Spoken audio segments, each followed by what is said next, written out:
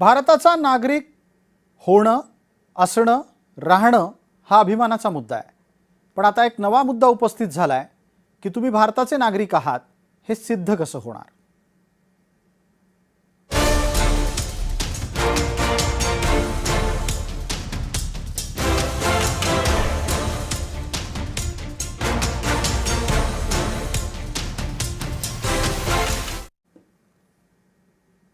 भारतीय पारपत्र, ज्याला इंग्लिशमध्ये तुम्ही पासपोर्ट म्हणता, हा भारतीय नागरिकत्वाचा अंतिम किंवा निर्विवाद पुरावा नाही. तो मुख्यतः परदेश प्रवासाच्यासाठी वापरला जाणारा एक सरकारी दस्तावेज आहे, असं केंद्र सरकारनं पुन्हा एकदा स्पष्ट केलंय. समाज माध्यमांवर या निमित्तानं बरीच चर्चा सुरू आहे.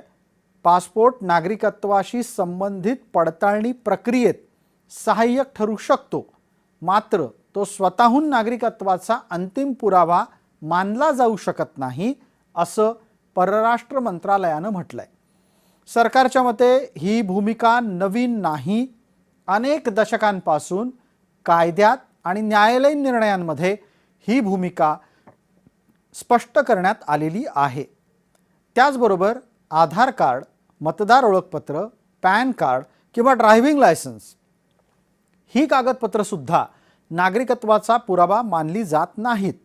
ही कागदपत्र व्यक्तीची ओळख किंवा विशिष्ट अधिकारांपुरतीच त्याची पात्रता दर्शवतात. मग प्रश्न उपस्थित राहतो की नागरिकत्वाचा पुरावा कोणत्या दस्तावेजाला मानायचं? तज्ज्ञांच्या मते भारतामध्ये नागरिकत्वाला आणि त्या नागरिकत्वाचं प्रमाणीकरण करण्यासाठी स्वतंत्र प्रमाणपत्र दिलं जात नाही. नागरिकत्व हे जन्म, वंश नोंदणी किंवा नागरिकीकरण यासारख्या प्रक्रियांद्वारे प्राप्त होत असतं. या सगळ्या कायदेशीर किचकट बाबींवर अत्यंत सोप्या शब्दात ज्येष्ठ कायदेतज्ञ ॲडव्होकेट उदय वारुंजीकर यांनी मार्गदर्शन केलंय. ऐका. परराष्ट्र खात्यानं जो पासपोर्ट आहे त्याच्या संदर्भामध्ये जे जाहीर केलेलं आहे ते मला कायद्याच्या दृष्टिकोनातून अतिशय योग्य आहे असं वाटतं. कारण नागरिकत्व असल्यानंतर मगच पासपोर्ट मिळतो. पासपोर्ट हा वेगवेगळ्या निकषांवरती दिला जातो. त्याच्यामुळं मला तरी असं वाटतं की नागरिकत्वाचा पुरावा म्हणून पासपोर्ट हा एकुलते एक डॉक्युमेंट आहे असं वापरता येणार नाही. जे अन्य वेगवेगळ्या जे निकष आहेत त्या निकषांच्या आधारावरती, अन्य पुराव्यांच्या आधारावरती नागरिकत्व सिद्ध केलं जाऊ शकतं.